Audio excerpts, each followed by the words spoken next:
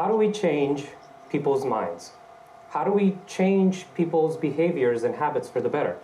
And how can we change lives and even communities? I would like to argue that the answer lies in a skill that you already have. It's something that you were born with. It's just a matter of fine-tuning it, practicing it even more, and building a muscle. And of course, I'm talking about storytelling. This is a skill that is innate to all human beings, and it's where true change starts to happen. And I would make the assumption that all of you here, as well as the people watching us online, want to change the world for the better. And you're wondering, how do you get started? Like, what is a way for me to move people towards action? And so today I'll share with you 3 levels of storytelling that I'm inviting you to practice, to master. Each will require different levels of difficulty, but hopefully, with this talk as a reference, you'll find your own way and your own journey. The first level of stories that we need to take and to share with the world are stories that entertain and educate. These are stories coming from your personal experience, quirky experiences that have something valuable to share. And of course, allow me to demonstrate. Back in 2013, I was visiting a friend of mine in Timișoara, a city that is pretty close to Serbia, and we had 3 beautiful days together, but every good story comes to an end. It was a Sunday morning, we had breakfast, and since it was a Sunday, we said, why not also a glass of wine? It's wine o'clock somewhere on the planet. And then I said, you know, it's a summer day, I'll just walk to the train station as I go back to my hometown. So there I am with my troller, enjoying the views, hearing the birds chirping, and then I hear from my left, 4 hounds were coming to get me. In that moment, survival instinct. I used the troller as a shield, and I did what every man would do in this situation. Help! Help! Help! Help! But of course, it was a Sunday morning. Nobody was there to help me. I was all alone. And it shook me to the core because normally, that was my normal strategy. If dogs attacked me, I would always just retreat. But this time it didn't work. The more I retreated, 2 of them started biting on the troller, and the other 2 were looking at my legs going, side dish. And in a split second, I knew I had to change the game. And something happened. I went from, to, Now, don't imagine that the dogs ran away going, but the 2 of the ones that were biting, they let go of the troller, and there was like a comfortable distance between us. You know, the kind of distance of like, yeah, brate, I will, when I catch you, I'll give you something. But, you know, healthy distance.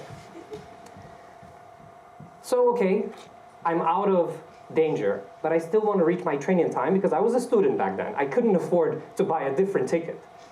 But I hear a voice from behind me, an old man who says, come on, son, we'll howl at these dogs together and it'll be fine. So together, we howl at the dogs. I reach the train station in time, but before he leaves, I say, sir, thank you so much. Without you, this wouldn't have been possible. And he's like, don't worry. Sure, in the beginning, you were crying like a little girl. Help, help, help. But look at you. You found your courage. You yelled at the dogs. I was just there to do the final push. And I thought to myself in that moment, what a psychopath. Who in their right mind sees someone attacked by 4 dogs and say, no, this is a great opportunity for a personal development moment. So if there's one moral of the story, you see someone attacked by dogs, intervene as quick as possible. But there was a flip in a switch in my life from that moment. And it had to do with how I led people. Me as a leader, I used to be the very caring leader. You needed anything? I was there. You had problems with anything? I was there. You don't know something? I'll teach you. And I was always there like a helicopter leader, always supervising them. But whenever I wasn't there, things would collapse. And what I realized that my main mistake is that I didn't develop autonomy. I didn't let people make their own mistakes, confront their own fears, and bring up that powerful energy that they had. What makes a story like this work? You might say, oh, it's the theatricality, the way I tell the story. That helps. But the main ingredient that makes a story like this work is conflict. A conflict that we can all resonate with. All good stories have conflict. And it's a story and a conflict that most of you can relate to. Maybe you were attacked by dogs in the past, or maybe you were confronted with an element of nature with which you had no way to negotiate, so you had to do things differently. And of course, you laughed a bit at me when I was doing that. Very rude, by the way. But it wasn't actually rude, because that laughter is what we call knowing laughter. It's that laughter of, ha ha ha, ha, I would have done the same. And that is a moment when we experience a beautiful emotion called catharsis, which means having this emotional moment and then releasing it in a healthier way. Feeling like, hey, I don't need to hide. I felt that fear. I know how it is. And wow, there's a way out. And that's something that stories provide. And also, it makes all of us feel more at peace with ourselves, because we're all weird to a certain extent. We all have these weird, quirky experiences in our past. That's why whenever I start a training program, I don't start by listing off how many cool things I've done in my life. I start with these pictures, which I'm pretty sure a lot of you, again, will relate. And I use that because I know that in the process of learning, in the process of transformation, we need to find the feeling that, hey, I also belong, there's a place for me here, and this story makes me feel more relaxed, and I'm more interested to listen. And that idea will stay with you. When you will think next time, hey, how am I leading my people? Sure, you'll help people out maybe, but then you'll also see the value of, hey, maybe I should let them figure it out on their own, not be the helicopter leader. So that's one level of storytelling. As a teacher, as a presenter, you can use stories to get an idea across, make it memorable, and then afterwards you can have a technical presentation built on that story. The second level requires a little more work, and that level is about stories, about values and behaviors. In most companies, leaders speak about values. As activists, we speak about values. We speak about behaviors that we need to encourage. So where do you start? Let me tell you a story from a client of mine that I've met some years ago. So here's his story. Starts a little something like this. After a 5-day vacation, I made sure that before I went on the vacation, I left everything in my inbox, figured out, solved, so I can enjoy some away time with the family. Monday, I'm back at the office, and you could feel the tension in the room. You could slice it with a knife. Everybody was on edge. I'm like, what happened?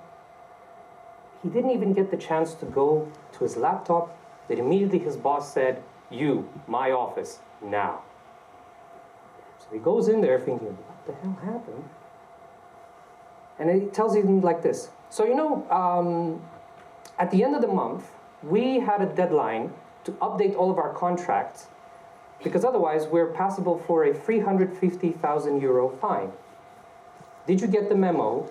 Did you update the contract? He said, in that moment, I felt like a gun was pointed at my head. And instantly, he could think of 3 different people he could blame it on. But without thinking, he said, it was me. I forgot to take care of the memo. The boss didn't know what to say, so he said, right, get out. Talk to you later. A day after, calls him back in the office and says, I was ready to fire you then and there. The moment you would have whispered anyone's name outside of yours, I already cleared it with HR. You would have packed your bags and gone. But you took ownership. That takes guts. That takes integrity. And that's what we need in this company. 7 years later, still working at the same company, and he did not have to pay the fine from his own salary. And that's the story that they tell every new employee. Because values are not about aspiration.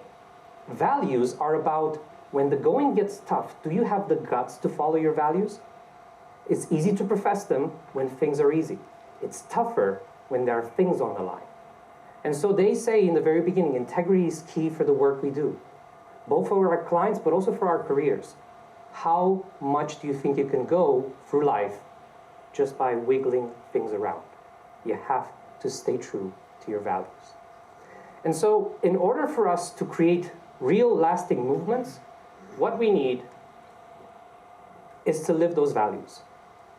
That's why social activism on social media will never work to the potential we think it does. What we need is to live that value and take it to its logical conclusion. We've had some examples here already of people that didn't waste their time professing, they're working on it. They're doing their part. So in order for us to galvanize a movement, we should ask ourselves, what are our values? What are the things that I want to build? And that's how you drive people around the movement that you want to make. So that's that level. This is how we do that. But then there's the third level. And this level is the toughest one. But it's also the one that brings the best reward. It's stories that change lives and communities. My story that changed my life and changed many others started in 2012. I was a part of a student organization called ISEC, and there was this talk about a conference happening in Germany, a 7-day conference about personal leadership. Now, I was a student. I didn't have the money to go there and pay the fee. So I came up with an idea. I made a blog and I said, hey, I want to go to this conference. Can you support me? 7 days it took, not only to get the money for the conference, but also for the train ticket, plane tickets, and a t-shirt, so that I remember the event. I was flabbergasted. I was like, because half of them were friends of mine, but half were people from different parts of the world that I never got to meet. Some I did meet, and they became my friends. At the end of that 7-day experience, we had a big plenary like this one, and it was like an open invitation. Come and share your story, share your thoughts. I don't know what happened on that moment, what got into me. I just got up, and I started telling people this story. Around the 5th grade, my parents, after getting laid off from working at a former company in our hometown, moved to the countryside so they could provide and help me and my brother go through school. But that meant there was a lot of time away from them. And my brother used this position of power to be like, you're going to be the one cleaning the house, you're going to be the one cooking in the house, and if you have anything to say. And that was the environment I grew up in every single day for about 1.5 years, until one day I just couldn't take it anymore, and I just ran away from home. I simply went to the train station, spent the whole night there. I couldn't fall asleep because, of course, that would have been dangerous. And the next day, I came back home. My parents came as well, and, hey, what happened? And I said, look, I want you here. I can't survive in this environment. I need you here because this is what my brother is doing. Now, sadly, my parents went the Balkan parenting way. Don't worry, we'll beat the hell out of your brother and you'll understand. Which, of course, fight fire with fire. You know, where does that go? So it lasted for about 3 weeks, the miracle, but then things came back to normal. And then I realized I'm kind of powerless. There's nothing I could do. But I knew that once I would reach 8th grade, he would finish high school, he would move out, life would be different. But what I didn't know is how things would switch. Because my brother didn't start just beating me, he started harassing me, he started raping me.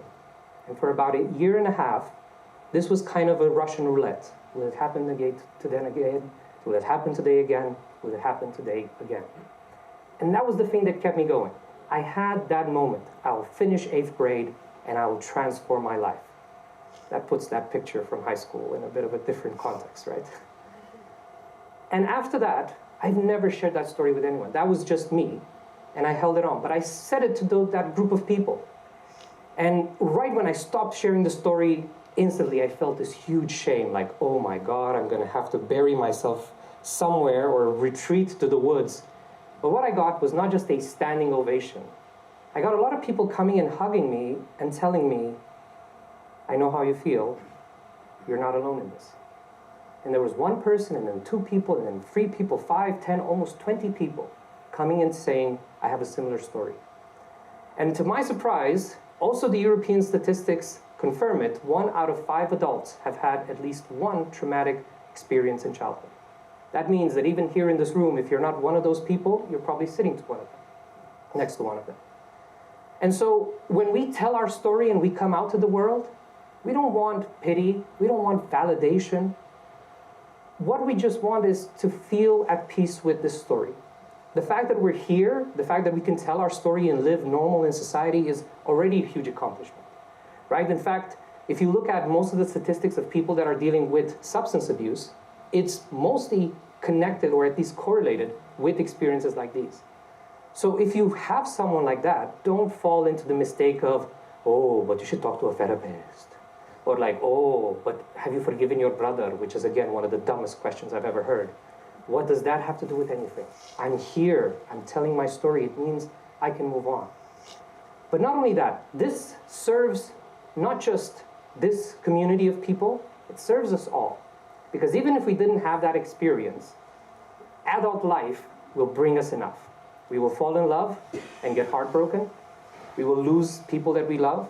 We will fall into illness. There will be moments when we may lose our job and financial difficulty will come our way. And that's when we need this practice of knowing how to hold space for each other, how to support each other through hardship. And I think that's the precedent that saves lives and communities. Because I think we've kind of lost our way and focused so much on money and results and, you know, all of those external things, that we forgot that at the end of the day, we are a social species. The reason we survived is that we knew how to be there for each other. Stories like these are, like I said, the toughest one to tell, but they're the most rewarding. Because we go from being a victim to being a true hero. And not by necessarily saving everyone, but first and foremost for ourselves, because we deserve for our story to be heard, and so does everyone else's. Nobody should have a monopoly on what type of stories can be told in this world. All of us should have that platform. And so my invitation is look back on the world you want to create, that change you want to make. And look at the stories you already have in your arsenal that you can share with the world. Start with those simple stories, those entertaining, educative ones. And then at a certain point, figure out your values. Figure out what are you about. And then live it, and look at the stories where you've lived that principle, that value, and then build projects that speak it to the world. Because that is the most powerful thing. It's not just the stories we say, it's also the stories we create with our own hands. And so, as a general idea, I want to leave you with this. The world needs your story. And my only hope is that in time, that you will build the courage, the confidence, and the skills to do it well and do it often. Thank you.